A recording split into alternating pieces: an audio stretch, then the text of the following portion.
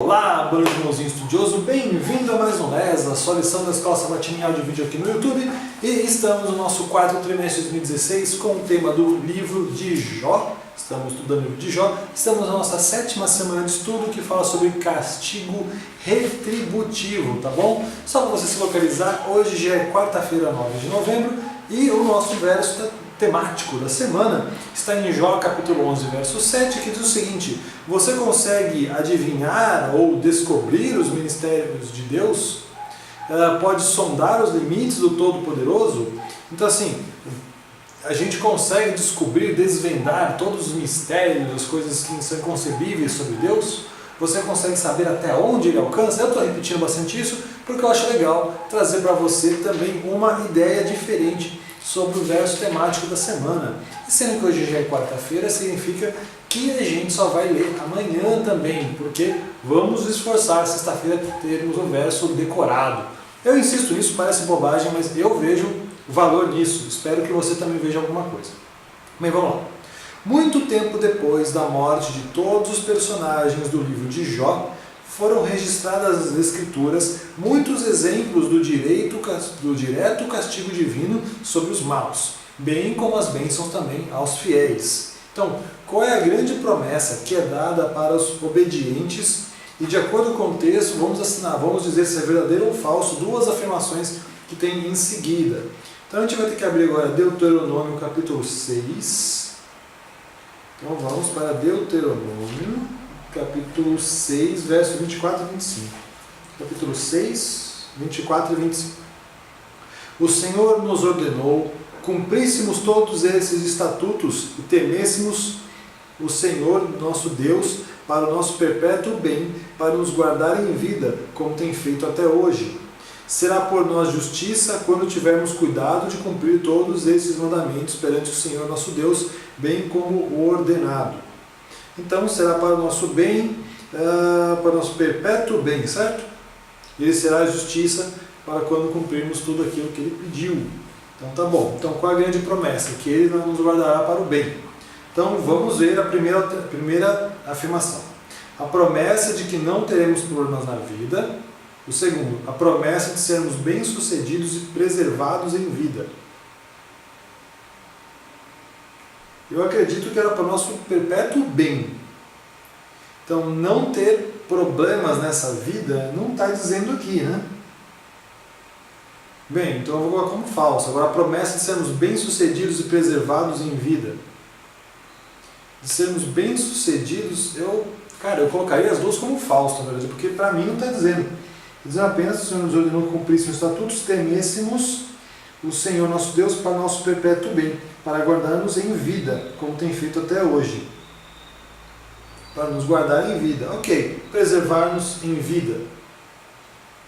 Vamos colocar essa como verdadeira, tá bom? Então, que a promessa é sermos bem-sucedidos e preservados em vida. Eu não sei se o bem-sucedidos é uma pegadinha para isso ser errado, tá? Porque, vamos ver, vamos continuar a leitura.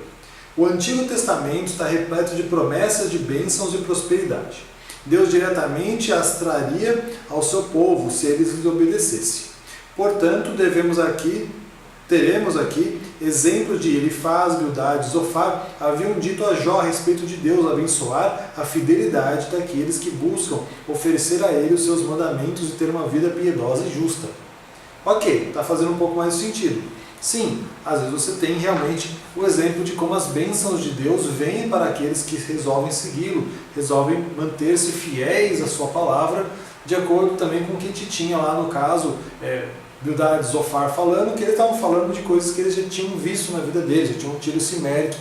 Inclusive podemos entender que Jó era um caso como esse. Jó era alguém que era fiel a Deus e era abençoado por Ele, até o ponto de Satanás falar que era por causa disso, que ele seguia Deus, não porque Deus era bom. Tá bom, pode fazer algum sentido. É evidente que o Antigo Testamento também apresenta muitas advertências a respeito do castigo divino que recairia aos desobedientes. Em grande parte do Antigo Testamento, especialmente após a aliança feita com Israel no Sinai, Deus advertiu os israelitas sobre as consequências da desobediência deles. Todavia, se vocês desobedecerem ao Senhor e se rebelarem contra o seu mandamento, sua mão se oporá a vocês da mesma forma como se opôs aos seus antepassados. Isso é em 1 Samuel, capítulo 12, verso 15. Tá aí, né? Agora pede para a gente ler um texto e depois o que esse incidente nos ensina sobre a realidade do castigo retributivo de Deus. Ou seja, acho que vamos começar de fato a falar de castigo que Deus pode gerar. Não um castigo que vem somente da intromissão de Satanás, da partida de quando Deus retira a sua bênção, mas talvez de Deus realmente, objetivamente, deixar que a pessoa sofra, objetivamente. Então vamos ver o que vai falar primeiro para a gente. Vamos para Números, aproveitar que já estamos no Velho Testamento mesmo aqui, né? Números capítulo 16, então veja sua Bíblia aí, capítulo 16 de Números, do verso 1 até o verso 33. Eu imagino que seja o capítulo inteiro. Não, não é o capítulo inteiro. Vamos lá. Coré, filho de Zidar, filho de Coate, filho de Levi, tomou consigo a Datã e Abirão, filhos de Eliabe, a Iaom, filho de Pelete, filhos de Ruben. Levantaram-se perante Moisés com 250 homens, os filhos de Israel, príncipes da congregação, eleitos por ela, varões de renome. E se ajuntaram contra Moisés e contra Arão, e lhes disseram: basta, pois que toda a congregação é santa, cada um deles é santo e o Senhor está no meio deles. Porque, pois, exaltais sobre vós a congregação do Senhor? Tendo ouvido isto, Moisés caiu sobre o seu rosto, e falou a Coré e a todo o seu grupo, dizendo: amanhã pela manhã o Senhor fará saber quem é dele, e quem o santo, e quem fará chegar a si. Aquele a quem escolher fará chegar a si. E fazei isto: tomai vós incensários, Coré e todo o seu grupo, e pondo fogo neles amanhã, sobre eles deitai incenso perante o Senhor, e será que o homem a quem o Senhor escolher, este será o santo. Basta-vos, filhos de Levi. Disse mais Moisés a Coré: ouvi agora, filhos de Levi, acaso é para vós outros coisas somemos que o Deus de Israel vos separou da congregação de Israel para vos fazer chegar a si, a fim de cumprires o serviço do tabernáculo do Senhor, e estar perante a congregação para ministrar-lhe. E te fez chegar, Coré, todos os teus irmãos e filhos de Levi contigo? Ainda também procurai o sacerdócio? Pelo que tu e todo o teu grupo juntos estáis contra o Senhor, e Arão, que é ele, para que murmureis contra ele? Mandou Moisés chamar Datã e Abirão, os filhos de Eliabe, porém eles disseram: não iremos. Porventura é coisa que somemos que nos fizesse subir de uma terra que mana leite e mel, para fazermos morrer neste deserto, senão que também queres fazer-te príncipe sobre nós? Nem tampouco nos trouxestes a uma terra que mana leite e mel, nem nos deste campos e vinhas de herança. Pensas que lançará pó aos olhos desses homens? Pois não subiremos. Então Moisés irou-se muito e disse ao Senhor: não atentes para a sua oferta, nem um só jumento levai deles, e a nenhum deles fiz mal. Disse mais Moisés a Coré: tu e todo o teu grupo ponde-vos perante o Senhor, tu e eles e Arão amanhã. Tomai cada um o seu incensário, e eles ponde incenso, trazei ao seu perante o Senhor 250 incensários, também tu, Arão, cada qual o seu. Tomaram, pois, cada um o seu incensário, neles puseram fogo sobre eles, deitaram incenso e puseram perante a porta da tenda da congregação, com Moisés e Arão. Coré fez ajuntar contra eles todo o povo à porta da tenda da congregação. Então a glória do Senhor apareceu para todos. Disse o Senhor a Moisés e Arão: apartai-vos do meio desta congregação, e eu os consumirei num momento. Mas eles se prostraram sobre os seus rostos e disseram: ó Deus, autor e conservador de toda a vida, acaso por pecar um só homem, indignar-se-á contra toda essa congregação? Respondeu o Senhor a Moisés: fala a toda esta congregação, dizendo: levantai-vos do redor da habitação de Coré, Datã e Abirão. Então se levantou Moisés, e foi a Datã e Abirão, e após ele tomaram os anciãos de Israel. E disse à congregação: desviai-vos, peço, das tendas destes homens perversos, e não toqueis nada do que é seu, para que não sejais arrebatados em todos os seus pecados. Levantaram-se, pois, ao redor da habitação de Coré, Datã e Abirão, e Datã e Abirão saíram e se puseram à porta de suas tendas, juntamente com suas mulheres, seus filhos e crianças. Então disse Moisés: nisso conhecereis que o Senhor me enviou a realizar todas estas obras, que não procedem de mim mesmo.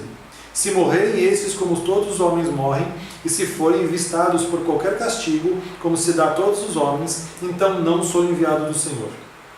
Mas se o Senhor quer alguma coisa inaudita, ou nova, e a terra abrir a sua boca e os tragar com tudo o que é seu, e vivos descerem até o abismo, então conhecereis esses homens que desprezam o Senhor. E aconteceu que, acabando ele de falar todas essas palavras, a terra debaixo dele se fendeu. Abriu a sua boca e os tragou com as suas casas, como também a todos os homens que pertenciam a Coré e a todos os seus bens. Eles e todos que lhes pertenciam desceram vivos ao abismo da terra, e os cobriu e pereceram no meio da congregação. Então nós temos aqui o caso dessa leitura extensa, que foi o desafio que Coré fez. O interessante eram os filhos de Levi. Para você que talvez não conheça tanto a Bíblia, tinham sido eleitos alguns serviços sacerdotais especializados para uma família. E a família dos descendentes de Levi, eles foram escolhidos especialmente para fazer o serviço do tabernáculo. Então se é uma sociedade teocêntrica, que acreditava que Deus é o centro, Deus é quem manda, Deus tem as leis, Deus faz as leis, então não segue uma pessoa, segue-se uma entidade, a Deus. E aí você chega ali, aqueles que faziam um serviço normal ao tabernáculo, poderiam ser os mais próximos. Só que existia uma segunda função importante, que era o sacerdócio. Então tinha o sumo sacerdote e o sacerdote normal. O sumo sacerdote era aquele quem fazia a expiação dos pecados cerimonialmente, simbolizando o que Cristo ia fazer ali depois, quando ele estivesse depois após sua morte. Então você tinha que os filhos de Levi, os descendentes de Levi, eles queriam não só agora com Coré tomar conta dos serviços do templo, quanto eles queriam também ser os sacerdotes. E as acusações que eles fizeram foram acusações diretamente a Moisés e Arão. É importante você entender que Moisés e Arão eram os escolhidos de Deus para fazer todo o serviço ali principal e para guiar o povo. Então eles que traziam diretamente a palavra de Deus para o povo. Então quando eles desafiavam a Moisés e Arão, eles estavam desafiando as figuras principais que representavam Deus no meio deles. Então ao desafiar as figuras que representavam ali realmente Deus no meio deles, eles mostravam desrespeito a Deus em pessoa. Então Deus, no caso, deu ao seu exemplo uma punição à altura do desafio daqueles que estavam numa sociedade que diziam, lembrar para você que todo mundo teve escolha nas pragas do Egito para sair lá do povo, inclusive alguns egípcios foram. Então, eles começaram a acusar, e no fundo essas acusações atacavam a quem? A só Moisés e Arão? Não, atacavam a Deus, porque eles disseram, vocês nos tiraram do Egito para morrermos, tiraram do Egito para só governar sobre nós. É um povo que realmente estava passando por um problema muito grande de identidade. Só que esse problema de identidade deles, eles queriam ameaçar a quem? A Deus, ao que Deus dizia que era o correto. Diferente do que a gente vê como Jó. Jó em nenhum momento ameaçou Deus, falou assim, ele se preocupava com que eu sou alguém ruim, eu preciso melhorar, eu talvez não seja, eu não represento nada, por que será que estou sofrendo tudo isso? E eles falavam, não, nós somos nós somos especiais, nós somos únicos, nós somos os mais poderosos. Por que a gente tem que sofrer isso aqui? Cadê Deus? Isso aqui está tudo errado. É mais ou menos isso que, se você for ler com calma a interpretação, você vai poder encontrar nesses versos, tá bom? Bem, então a gente tem no caso aqui um exemplo muito claro de um desafio direto feito, mesmo que feito um desafio velado a Deus, era um desafio que estava sendo feito aos representantes de Deus aqui na terra. Então era algo realmente que para Deus se tornou, era uma coisa imperdoável. O interessante é que Deus sempre dá essas deixas para mostrar que aqueles que fazem o seu sacerdócio são misericordiosos. Por exemplo, Deus fala, Moisés e Arão, se afasta que esse povo todo vai morrer agora. Aí eles falam, não, Senhor, não é o povo que errou, eles estão sendo mal guiados por esse um elemento ruim ali no meio, Senhor. Não faça isso. Então Deus sempre dá essa oportunidade para provar que aqueles que estão realmente sob o seu sacerdócio têm essa misericórdia, que é um dom de Deus. Que é um dom de Deus que você pode exercer, mas que exige muita comunhão com Ele, porque isso não provém só da gente. Então é interessante, sempre que você lê na Bíblia esses casos de Deus, parece que age com exagero, e depois vem alguém e pede para não ser feito assim. A gente estudou, acho que ontem, o caso de Abraão pedindo sobre a questão de Sodoma e Gomorra. Então você vê sempre Deus provando que aqueles que estão seguindo a sua palavra são pessoas misericordiosas e melhores, provando que a graça existe de verdade e a gente também pode ser ator no processo da graça, não autor, que é Deus. Ok? Bem, dada a maneira surpreendente pela qual os rebeldes foram destruídos, esse incidente pode não ter atribuído a ideia do pecado provocando o seu próprio castigo. Aquelas pessoas sofreram direto castigo divino por seu pecado e rebelião. Nesse caso, vemos manifestações sobrenaturais do poder de Deus. Parece que as próprias leis da natureza haviam sido mudadas. Mas se o Senhor criar alguma coisa nova, e a terra abrir a sua boca, e os tragar com tudo que é seu, e vivo descerem ao sepulcro, então conhecereis que estes homens irritaram ao Senhor, como estava no verso 30 de Números 16. O verbo criar, nesse verso, vem da mesma raiz utilizada para criou, em Gênesis 1:1.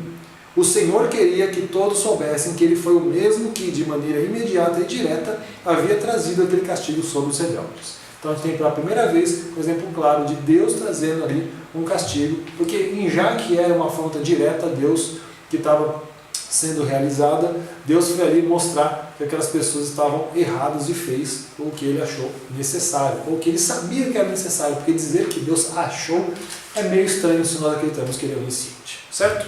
Bem, pessoal, não se esqueça do ano bíblico, porque já finalizamos por hoje, é Atos capítulo 10 a capítulo 12, ok? Atos 10 a 12. Uma boa leitura para você, muito obrigado pela sua audiência e pela sua paciência. Se você puder deixar o seu pois é, eu agradeço demais. Compartilhar este vídeo, se inscrever no canal, se você não tiver inscrito, eu fico muito feliz com isso e eu não falo só por falar, ok? Bem, muito obrigado por tudo e um grande abraço. E amanhã a gente praticamente finaliza a semana e sexta-feira a gente vai dar uma recapitulada no tema, tá bom? Então, muito obrigado por tudo, um grande abraço, até amanhã.